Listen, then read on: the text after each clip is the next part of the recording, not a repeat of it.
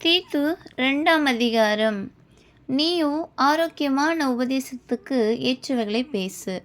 முதிர் வயதுள்ள புருஷர்கள் ஜாக்கிரதை உள்ளவர்களும் நல்லொழுக்கம் உள்ளவர்களும் தெளிந்த புத்தி உள்ளவர்களும் விசுவாசத்திலும் அன்பிலும் பொறுமையிலும் ஆரோக்கியம் உள்ளவர்களுமாயிருக்கும்படி புத்தி சொல்லு.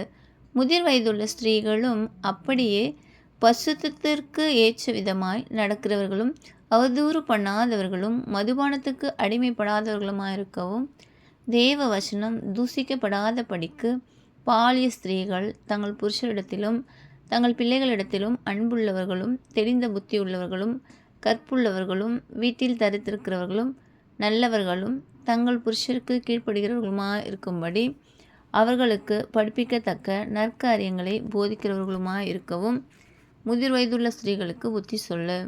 அப்படியே பாலிய புருஷரும் தெளிந்த புத்தி உள்ளவர்களாக இருக்கவும் நீ புத்தி சொல்லி, நீயே எல்லாவற்றிலும் உன்னை நற்கிரியைகளுக்கு மாதிரியாக காண்பித்து, எதிரியானவன் உங்களை குறித்து பொல்லாங்கு சொல்லுகிறதற்கு ஒன்றுமில்லாமல் வெட்கப்படத்தக்கதாக உபதேசத்தில் விகப்பம் இல்லாதவனும் நல்லொழுக்கம் உள்ளவனும் குற்றம் பிடிக்கப்படாத ஆரோக்கியமான வசனத்தை பேசுகிறவனுமாய் இருப்பாயாக. வேலைக்காரர் நம்முடைய இரட்சகராகிய தேவனுடைய உபதேசத்தை எல்லாவற்றிலும் அலங்கரிக்கத்தக்கதாக தங்கள் எஜமான்களுக்கு கீழ்ப்படிந்திருந்து எதிர்த்து பேசாமல் எல்லாவற்றிலும் பிரியமுண்டாக நடந்து கொள்ளவும் திருடாமல் இருந்து சகல விதத்திலும் நல்லுண்மையை காண்பிக்கவும் புத்தி சொல்லு.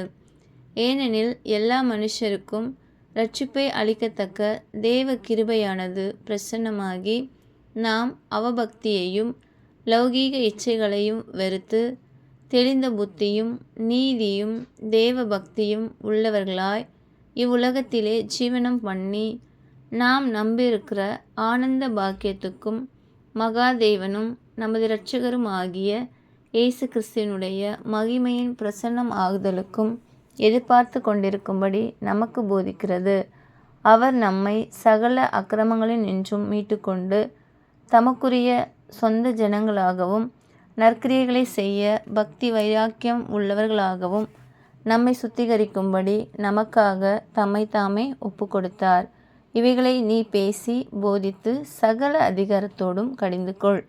ஒருவனும் உன்னை அசட்டை பண்ண இடம் கொடாதிருப்பாயாக. ஆமென். ஒரு குட்டி கதை. அன்பு தியாகம் செய்யும். ஒருவன் தன் சிநேகிதருக்காக தன் ஜீவனை கொடுக்கிற அன்பிலும் அதிகமான அன்பு ஒருவரிடத்திலும் இல்லை. யோவான் 15:13. ஒரு காட்டில் 2 மான்கள் தாகத்தோடு தண்ணீருக்காக பல இடங்களுக்கு அலைந்து திரிந்தன.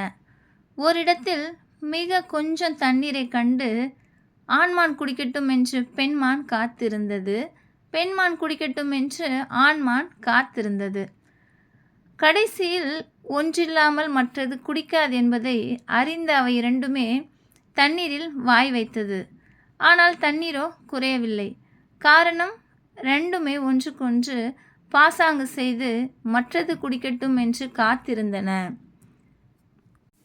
என்னுடைய சந்தோஷம் உங்களில் நிலைத்திருக்கும்படிக்கும் உங்கள் சந்தோஷம் நிறைவாயிருக்கும்படிக்கும் நான் உங்களில் அன்பாயிருக்கிறது போல நீங்களும் ஒருவரில் ஒருவர் அன்பாயிருக்க வேண்டும். ஆமென்.